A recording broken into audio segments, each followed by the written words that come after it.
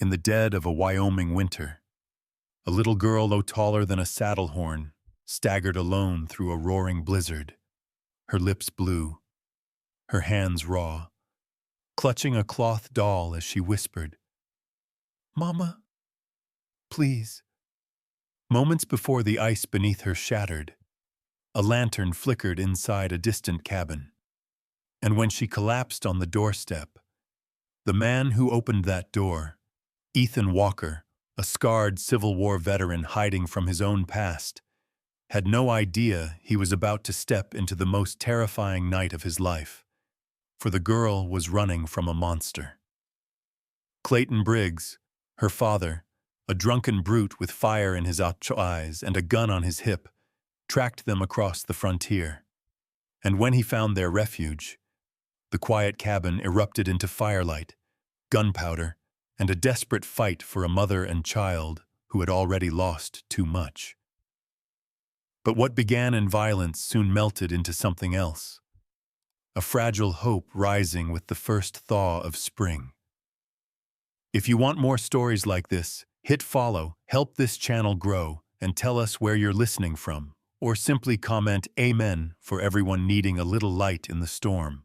The wind clawed across the high ridge like something alive, a long, unbroken scream that rattled the shutters of the lone cabin standing in the valley. Snow drifted in thick waves, swallowing the pines and blurring the line between sky and earth, until the world felt like one endless sheet of white. Inside the cabin, Ethan Walker knelt by the hearth, shoving another log into the flames.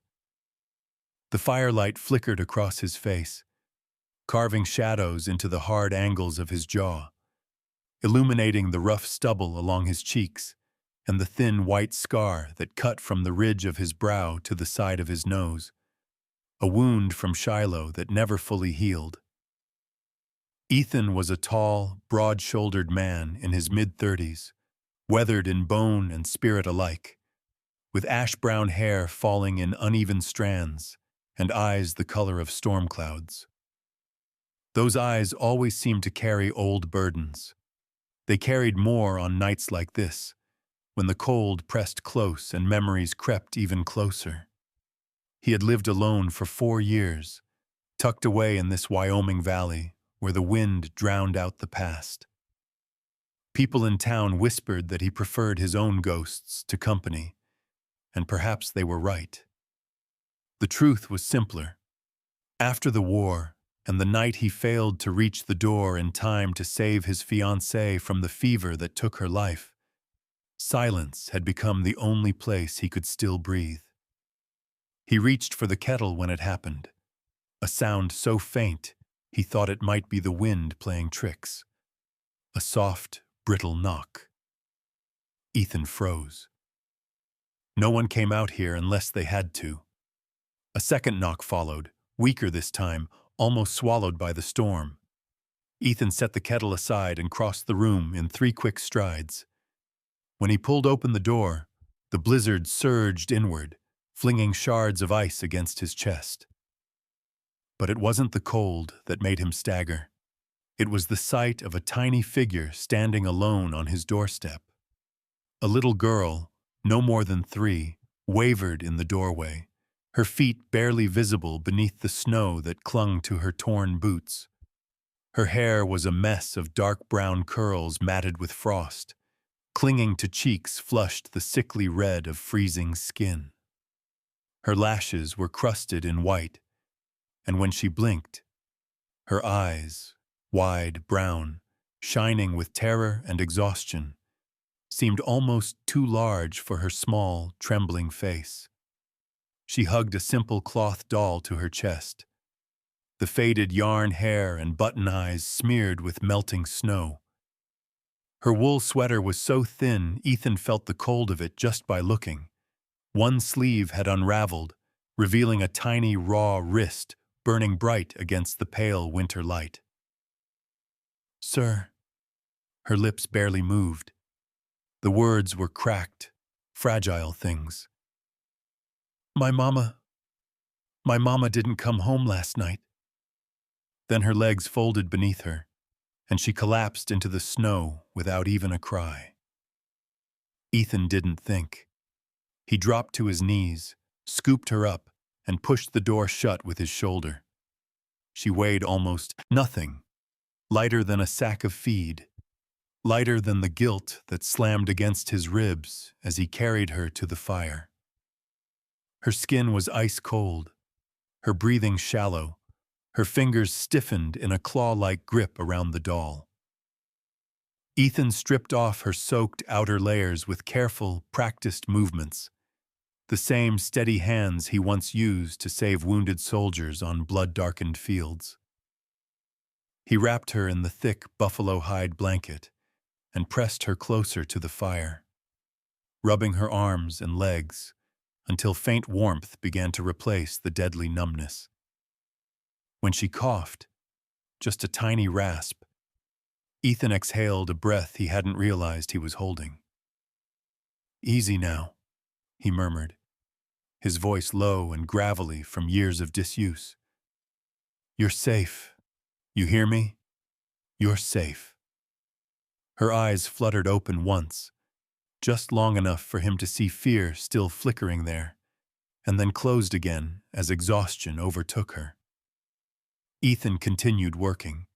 He removed her frozen boots, and as he tugged at them, something slipped free from inside her coat pocket. A small handkerchief, soft despite the ice crusted on its edges.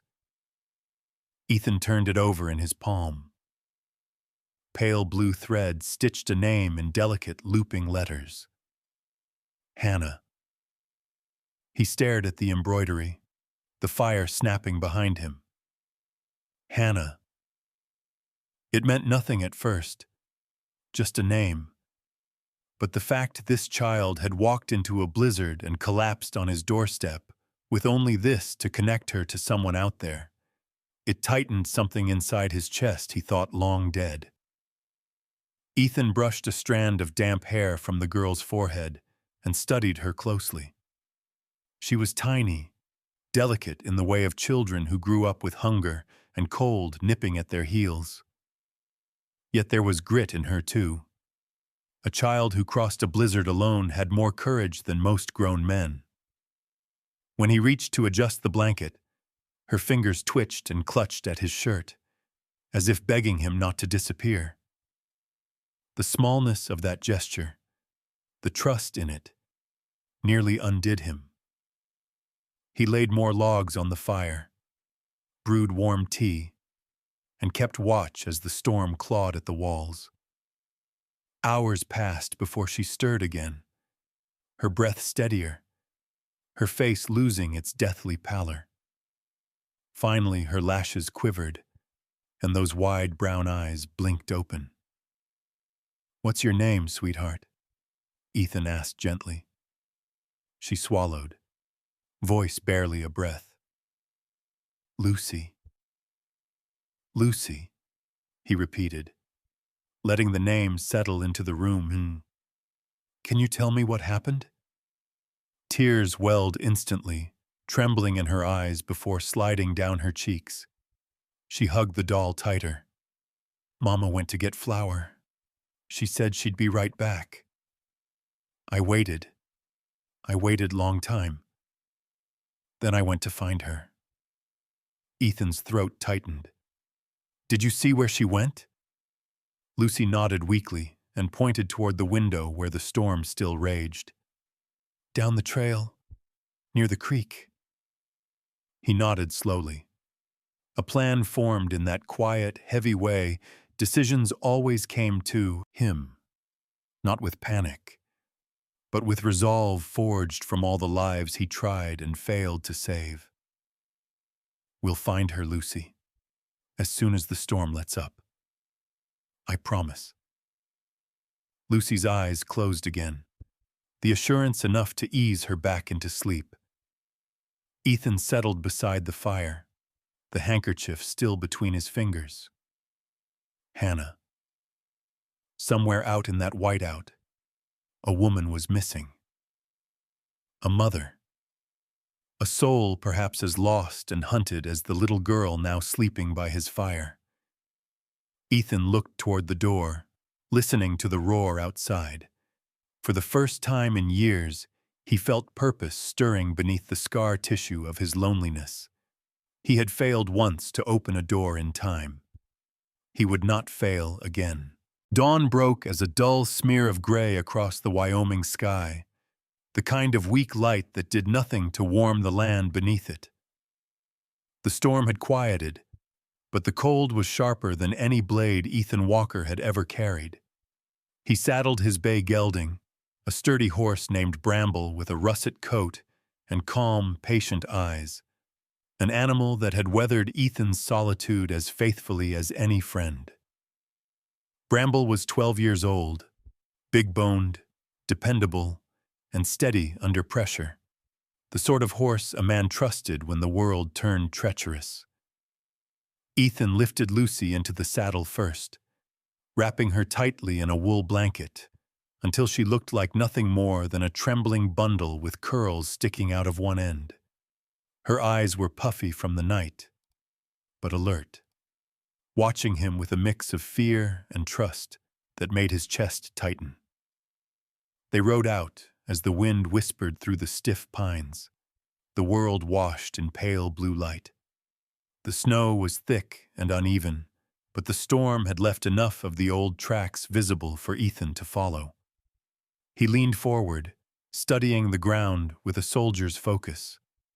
The prints were small, Hannah's, he assumed, moving outward from the valley, headed toward the frozen creek. "She walked this way," Ethan murmured, mostly to himself.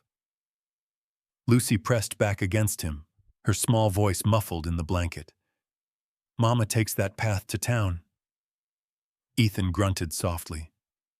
That was good. A known trail meant a clear direction, even in wilderness like this. They rode deeper into the timberline, the trees twisting into silhouettes of jagged black against the soft dawn.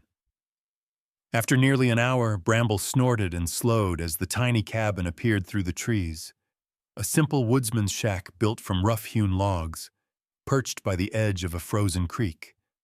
Smoke did not rise from its chimney. The windows were frosted over, as lifeless as a sealed tomb. Ethan dismounted with Lucy in his arms, set her carefully on the porch, and pushed open the door. The hinges groaned. Cold air slapped him in the face. Not the cold of winter outside. This was the cold of abandonment. Inside, a half-prepared meal sat on the table, a bowl of flour mixed with water, a wooden spoon tipped over beside it. A kettle that had once held stew was hardened with ice. A shawl hung from a chair as though someone had just stood up. "Mama's shawl," Lucy whispered, stepping inside on unsteady feet.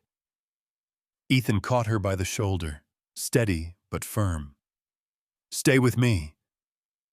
He scanned the cabin. Nothing overturned, no signs of a wild animal breaking in, no broken glass. Everything looked frozen in time, as if Hannah had stepped out for a moment and simply never came back. He stepped outside again, studying the snow around the cabin. The wind had erased much, but not everything.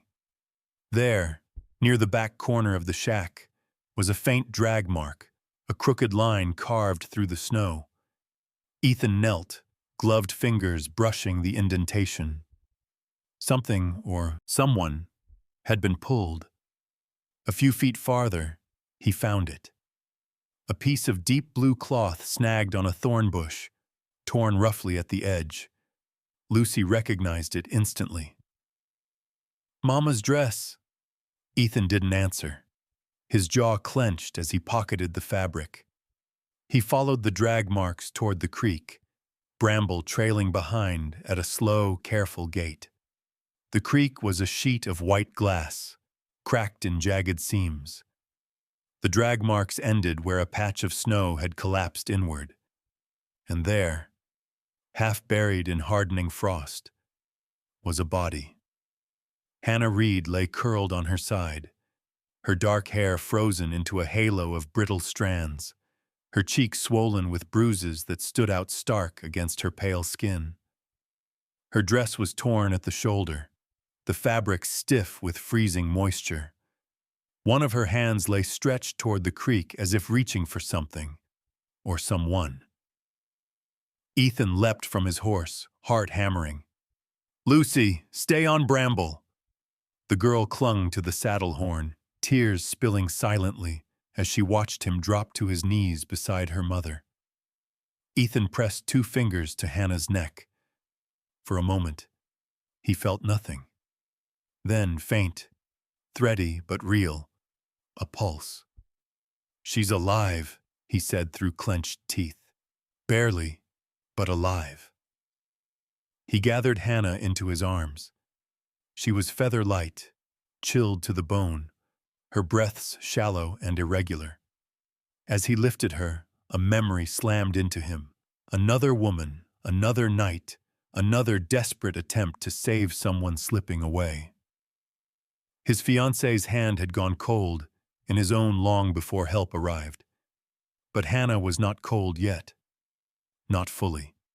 He wouldn't fail this time. He mounted Bramble with Hannah secured against his chest, and Lucy tucked in front of him. "Hold tight," he said. "Don't look back." They rode fast. The wind whipped at them, carrying the metallic scent of danger and something else. Determination, old and long buried, rising again inside Ethan like fire catching on dry tinder. Miles away, the town of Red Butte stirred slowly awake. At the edge of Main Street stood Deputy Sam Green, a slim, sharp-featured man in his late 20s, with sandy hair tucked beneath a weather-beaten hat. His eyes were a restless gray, always scanning, always weighing. Sam had a reputation for being too soft-hearted for frontier law work, but few understood the truth behind his gentleness. 2 years earlier, he had ignored a whispered plea from a bruised young woman in a boarding house doorway, brushed it off as a domestic dispute he had no right to interfere in. 2 days later, she was found dead, and her husband vanished into the plains. Sam carried that guilt like a brand on his conscience. So when he saw the faint arc of red flare rising above the distant timberline, the universal signal for danger, his breath froze. Someone out there needed help, and he would not arrive too late again. He saddled his chestnut mare, a spirited 5-year-old named Ruby, then galloped toward the line of tall, dark pines, determination stiffening his spine. The storm wind cut into him, but guilt cut deeper. No more delays. No more mistakes. Back in the valley, Ethan reached his cabin just as Hannah's breathing faltered into a rasp. He kicked open the door, carried her inside, and laid her near the fire that still smoldered from the night before. Lucy slid from the saddle and ran inside, falling to her knot beside her mother, clutching Hannah's fingers. Ethan moved quickly, expertly, stripping away the frozen clothing, rubbing Hannah's arms and legs to force warmth back into her limbs, boiling water for compresses. Her face was battered, her lips cracked, her pulse fading again, but she clung to life with stubborn fragility. For a moment, her eyes fluttered, unfocused. Then her gaze drifted to Lucy, and a whisper escaped her lips, a breath shaped into a single word. "Lucy." And then her eyes rolled back. Her breathing hitched. The fire crackled louder, as if straining toward her. Ethan froze, staring at her chest, waiting, begging silently for it to rise. It did. Barely. But then a sharp, distinct creak sounded outside the cabin door. Not the wind. Someone was out there. The firelight wavered as Ethan stood slowly, hand drifting toward the rifle above his mantle. Night settled over the valley like a heavy blanket. its silence broken only by the soft crackle of firewood and the shallow, uneven breaths of Hannah Reed. Ethan Walker sat beside her on the floorboards, back against the wall, rifle laid across his lap.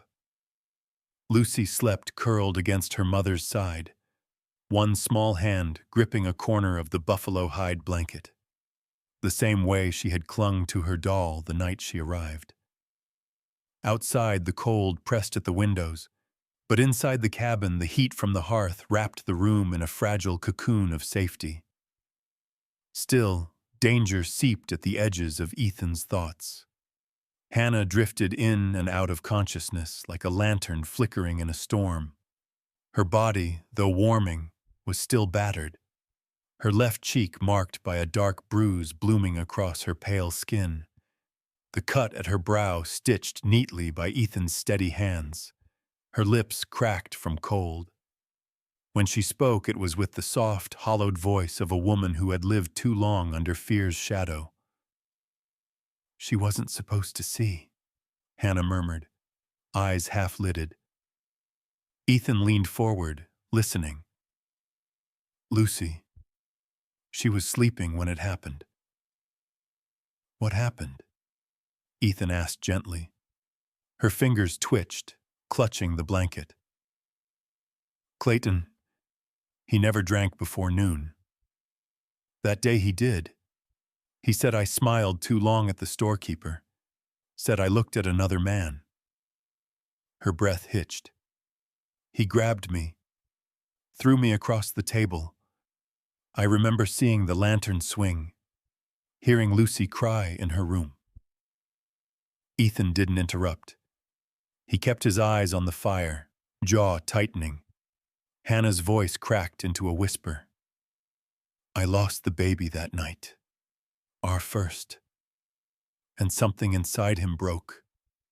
Or maybe it was already broken. I don't know anymore." A long silence fell between them. Ethan had heard stories like hers before. On the frontier, cruelty traveled with men just as often as whiskey did.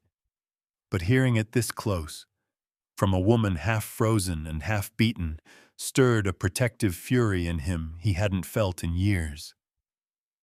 "When did you leave?" he asked quietly. Hannah's eyes flicked toward Lucy, making sure the child was still asleep. 2 years ago, I waited until he passed out. Took Lucy. Took a horse, rode north until the world turned white. I changed our name. Built that shack. I thought if I stayed small enough, quiet enough, he'd forget." Ethan studied her. Beneath the bruises, she was a woman of soft lines and strong will. Her hair, now dry, fell in tangled waves of deep chestnut around her shoulders. Her eyes, though clouded by exhaustion, were a fierce green, the kind that belonged to someone who had learned to survive rather than live. There was a grace to her, worn but unbroken. "He won't stop," she whispered suddenly. "Clayton. He won't stop until he finds us." Ethan's hand drifted to the rifle. "He'll have to get through me first." Hannah's gaze met his, searching, uncertain. She had trusted no man for years. But in that moment, something in Ethan's stillness seemed to anchor her. She nodded, slow and trembling. Outside, wind rattled the shutters. Ethan stood, checked the lock, then stepped to the table where he began stripping and cleaning his revolver. He was deliberate, methodical, as if returning to habits buried since the war. He checked every bullet, every chamber. He reinforced the door by sliding a thick timber bar across it. Then he set extra logs by the hearth, enough to keep Hannah warm through the night. His movements did not go unnoticed. Hannah watched him with a mixture of fear and gratitude. He wasn't like Clayton. Clayton's movements were loud, impulsive, burning with a barely contained rage. Ethan's were steady, controlled, shaped by a past that taught him the cost of hesitation. He prepared not out of anger, but out of promise. As Ethan tended to the fire, Lucy stirred. Her brown curls framed her small, sleep-flushed face, and when she blinked awake, her eyes shone with confusion until she saw Ethan. She reached out a tiny hand. "Mama still sleeping?" "Yes," he said softly, "but she's a little stronger now." Lucy nodded, clutching her doll. "Clayton hurt her," she whispered. "I heard her scream. I hid under the bed." Ethan felt something tighten in his chest. "You don't have to be scared here." He didn't expect her response. Lucy crawled into his lap, lay her head against his chest, and closed her eyes. It startled him more than any ambush in the war. He had forgotten what it felt like to hold something fragile without breaking it. Miles away, Red Butte's main street glowed faintly beneath lantern light. Inside Thompson's Dry Goods, a narrow, cluttered store smelling of leather and coffee beans, the owner, a wiry old fellow named Arthur Thompson, cleaned the counter as the last customers left.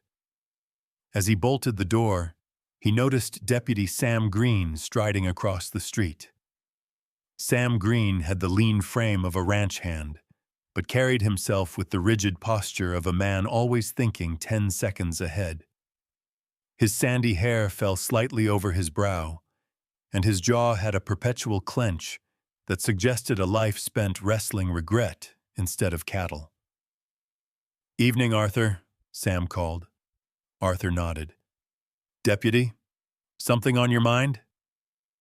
Sam rested his hands on his belt. "You told me earlier a stranger was in here asking after a woman and child." Arthur frowned, remembering. Mean-looking fellow, tall, broad, maybe late 30s, black beard grown wild, eyes like coal under that filthy hat. Stank of whiskey and sweat. Kept slamming his money on the counter, demanding to know if anyone had seen a runaway wife and a little girl with brown curls. Sam's pulse quickened. "Did he give a name?" "Clayton Briggs," Arthur said. "From Texas."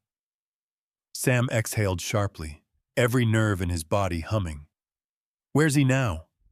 Arthur shrugged. "Bought supplies. Rode out toward the timberline." Without another word, Sam strode out into the night. He saddled Ruby, his chestnut mare, and spurred her into a gallop. Ruby was a spirited horse with a bright blaze down her face, fast enough to outrun a storm and bold enough to push through one. Sam leaned low over her neck, heart pounding. He had failed once before. He would not fail again. Back at the cabin, the fire dimmed as midnight settled in. Ethan sat with his rifle across his knees, eyes fixed on the window. Hannah slept deeper now, her breathing steadier, but the bruise on her cheek glowed purple in the firelight. Lucy had fallen asleep again, clutching Ethan's shirt. Then, a sound, snow crunching, slow, heavy, deliberate. Ethan's eyes snapped toward the door. A shadow passed across the frosted window pane. Someone was out there, and this time the knock would not be soft. The wind had quieted into a low moan, the kind that seeped through the gaps in wood and bone alike. Snow descended in thin, drifting sheets across the valley as midnight deepened. Inside the cabin, Ethan Walker stood with his back against the door, listening to the silence outside with the same focus he once gave enemy positions on smoke-choked battlefields. The fire in the hearth had been tamped low, its light barely more than a trembling glow across the floorboards. Hannah, pale but conscious, held Lucy close in the shadowed corner near the small cupboard. Ethan had told her in a voice firm but steady to keep still, no matter what she heard. The fear in her green eyes had been sharp enough to pierce him. He took his rifle from the mantel, checked the chamber with practiced efficiency, and moved to the back door. a simple plank reinforced earlier with a crossbar he'd wedged into place. He lifted it silently, pushed the door open just wide enough to slip through, then closed it behind him. The cold hit him like a hammer, but adrenaline warmed his blood as he moved along the exterior wall, boots sinking into the crust of snow. The moon was buried behind thick clouds, turning the world into vague silhouettes, barn, fence line, woodpile, blurring in the blackness. Then he heard it, the crunch of heavy boots coming up the front path. Slow, intimidating, each step deliberate. Ethan slid into the dark recess between the cabin and the small shed he used for tools, his breath steady and controlled. Clayton Briggs emerged out of the storm like something dredged from a nightmare. His lantern cast a harsh orange glow across his face, revealing the coarse black beard that spilled down his jaw, tangled and matted from days on the trail. His eyes were wild beneath the brim of his sweat-stained hat. Two burning coals set deep into sockets hollowed by rage and drink. He was tall, broad-shouldered, built like an ox, with a violent swagger that swayed between drunkenness and unrestrained fury. His long coat flapped open, showing a revolver strapped to his hip, the metal catching flashes of lantern light. He reeked of whiskey, sweat, and the kind of desperation that always ended in blood. Clayton stomped up to the door and hammered his fist against it, the impact rattling the hinges. "Hannah!" he roared, his voice hoarse with drink.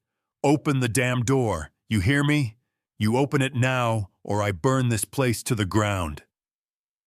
Inside, Hannah tightened her grip around Lucy's trembling shoulders. Ethan, hidden in the dark, edged closer to the woodpile near the front corner of the cabin. The snow crunched softly beneath his boots. He could see Clayton more clearly now, the lantern swinging from his left hand like a threat. The flame inside flickered violently against the glass. "I know you're in there," Clayton bellowed. "That little brat is mine. You think you can take her from me? Think you can hide her out here in the damn wilderness?" Ethan cursed under his breath. Clayton wasn't just here to reclaim Lucy. He was here to punish, to destroy. The first gunshot came without warning. Clayton drew and fired point blank into the door, splintering wood and blowing a fist-sized hole near the lock. Sparks jumped from the impact as the lantern's glow flared brighter. Hannah screamed, muffled by her own hand clamped over her mouth. Lucy buried her face into her mother's chest. Ethan sprinted from the shed to the woodpile, sliding behind it just as Clayton fired again. The bullet struck the snowbank inches from Ethan's boot. Ethan raised his rifle, steady hands finding their grip, heart pounding but focus razor-sharp. He waited for Clayton to step forward. The lantern slipped from Clayton's fist, hitting the ground and exploding in a burst of flame that sprayed burning oil across the snow.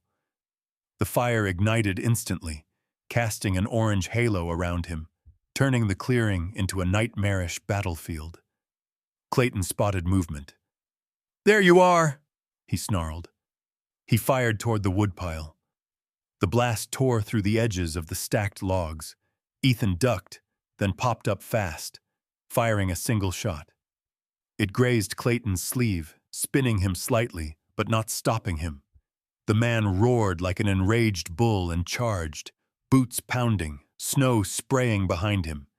Ethan fired again. The bullet clipped Clayton's upper arm. The big man stumbled but kept coming, fueled by rage and whiskey. Ethan tried to fire a third shot, but the hammer clicked, empty. He tossed the rifle aside, drew his revolver, and darted sideways across the yard. Clayton lunged, swinging the lantern's metal handle like a weapon, but Ethan dodged, slipping on a patch of ice. The revolver discharged as he fell, and the bullet scored across Clayton's thigh, but the shot wasn't enough to slow him. Clayton howled and pressed forward. Inside the cabin, Hannah rose unsteadily, drawn by instinct. She reached for the butcher knife on the table. Lucy clung to her skirts, tears streaking her face. Hannah wanted nothing more than to run to Ethan, but she could barely stand without swaying. She pulled Lucy behind her and whispered, "Stay low, baby. Stay low." Outside, Ethan staggered backward as Clayton loomed toward the door, favoring his injured leg, but driven by raw violence.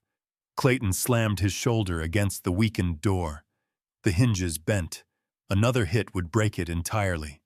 "Get away from that door!" Ethan shouted. Clayton sneered, breath steaming in the frigid air.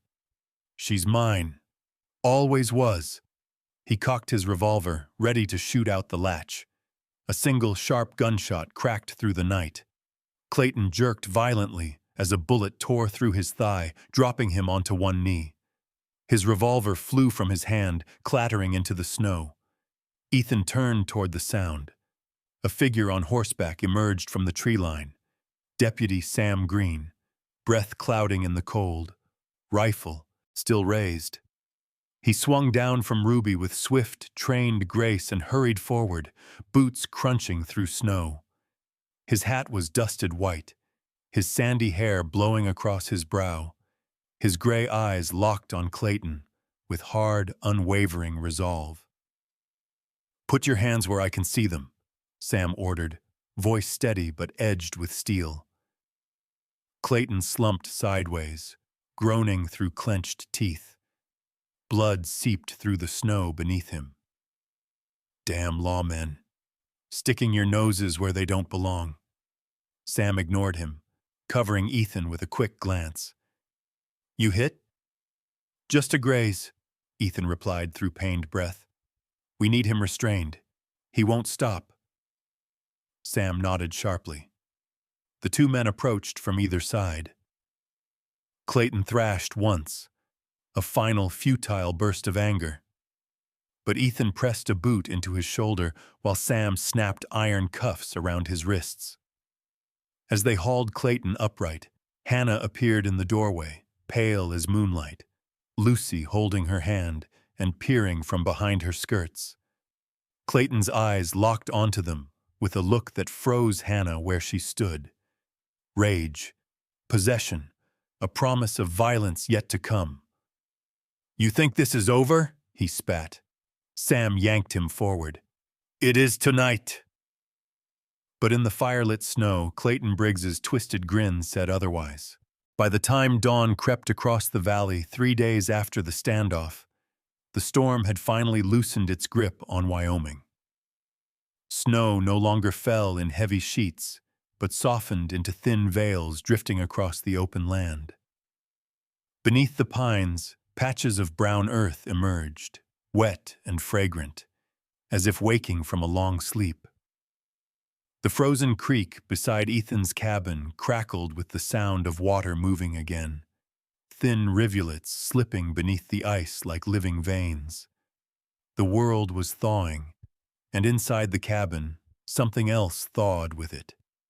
Ethan Walker stepped out onto the porch at first light, his arm bound tightly in a fresh bandage from the bullet graze he'd taken 2 nights before. The wound tugged when he moved, a sharp reminder of how close the fight had come, but it didn't slow him. His tall frame, broad shoulders, weather-bronzed skin, unshaven jawline, looked more tired than injured, and his gray eyes carried a newfound alertness. He had slept only lightly since the night Clayton Briggs tried to break down his door, waking at every rustle outside, every shift of wind. But now, as he watched the trail winding down the valley, he felt tension ease from his chest. A rider appeared in the distance, then 2 more. Sheriff Doyle led the group, a man in his early 50s with a full salt-and-pepper beard that framed a stern yet fair expression. He had the build of someone who had spent half his life chasing outlaws and the other half settling disputes before they became gunfights. His leather coat hung open despite the cold, revealing a badge polished to a practical shine. The sheriff rarely smiled, but when he did, It was the kind that softened entire rooms. Flanking him were his deputies. One, a wiry man named Lyle Turner with sandy eyebrows, sharp cheekbones, and an ever-present squint as though forever scanning for trouble. The other, Ben Harper, younger, sturdier, and new enough to the job that he still carried a notebook in his breast pocket for jotting down details no one asked him to write. Both men held themselves with the cautious confidence of lawmen used to long rides and unpredictable days. Ethan met them halfway down the slope where Clayton Briggs lay bound to a pine trunk, still unconscious from the laudanum Ethan had given him after the bullet wound reopened during the struggle. Clayton looked smaller now, deflated, his wild beard crusted with ice, his hat lost somewhere in the snow. In the cold light of morning, the menace he carried seemed to shrink into something pitiful rather than monstrous. Sheriff Doyle dismounted, boots sinking into slush. He studied Clayton with a practiced eye before turning to Ethan. "He gave you trouble, I reckon." Ethan nodded once. "Enough of it." Sam Green rode in behind the sheriff, dismounting with a sharper, cleaner movement. His face looked more drawn than usual, as though the last few days had carved new lines into him. But his gray eyes held clarity. No hesitation, no doubt. He walked over to Hannah, who stood on the porch wrapped in a deep green shawl Ethan had found in his storage chest. The shawl brought out her eyes, now brighter as bruising on her face began to fade. Lucy held tight to her mother's hand, curls falling loose around her cheeks pink from the cold, an expression somewhere between awe and nervousness. Sam removed his hat, the gesture filled with quiet respect. "Mrs. Reed," he began, voice low, "I owe you a truth." He paused, eyes lowering just slightly.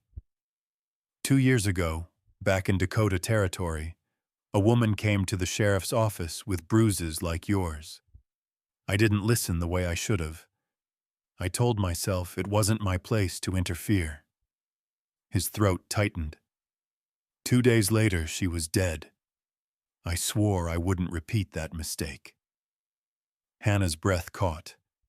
She looked at him fully, seeing not authority but remorse, and something like resolve. "You didn't fail us," she said softly. "You came." Sam nodded, eyes shimmering with relief he didn't voice. Sheriff Doyle and the deputies lifted Clayton from the ground. The outlaw groaned as his weight shifted, eyes squinting open with drunken malice. "You think you've won," he spat. "A court won't stop me." Doyle tightened the cuffs. "This isn't Texas law, Briggs. Wyoming courts don't take kindly to men who hunt women and babies." But Clayton only laughed once, low and ugly, before pain silenced him. Doyle signaled his men, and the group began the long ride back to town, Sheriff leading Clayton away to face the justice he'd outrun for too long. Days passed. Snow melted into streams that wound softly through the valley. Cabin roofs dripped steadily, and the scent of thawing pine lifted into the air. Inside, warmth spread slowly, not just from the fire but from something gentler, something growing between 3 people who had once known only survival. Ethan's injury healed with surprising speed. He split firewood with his good arm while Lucy sat on a stump nearby, tracing letters on a small slate board he'd carved from leftover pine. Her brow furrowed with fierce concentration each time she dragged the chalk, until Ethan praised her, and then she burst into a grin bright enough to rival the returning sun. Hannah grew stronger too.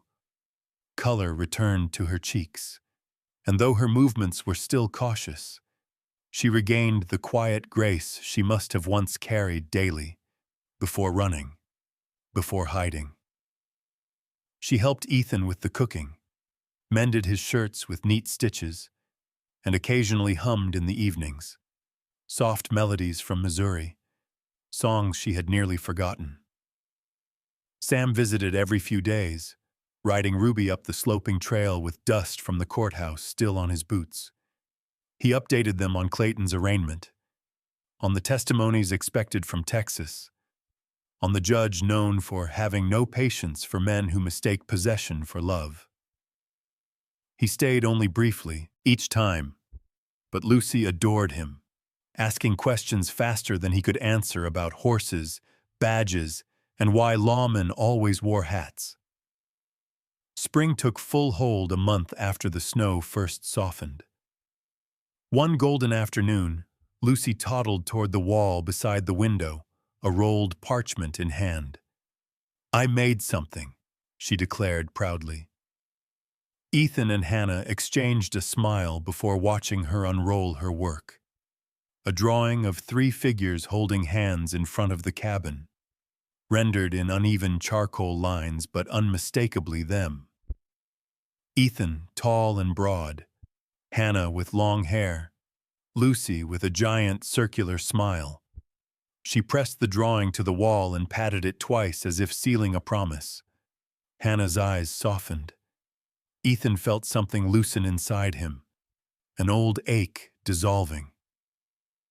They stood together on the porch that evening, watching the sun sink behind the mountains, its last light stretching across the thawing world like a new beginning. The air smelled of damp pine, melted snow, and something else. Belonging. Hannah stepped closer, her voice barely above a whisper. Maybe we're safe now." Ethan looked down at her, then toward Lucy, chasing the last patches of snow. His voice was steady, certain. "We're safer than we've ever been." The thawed earth glimmered beneath the fading light. Winter had passed, outside and in them.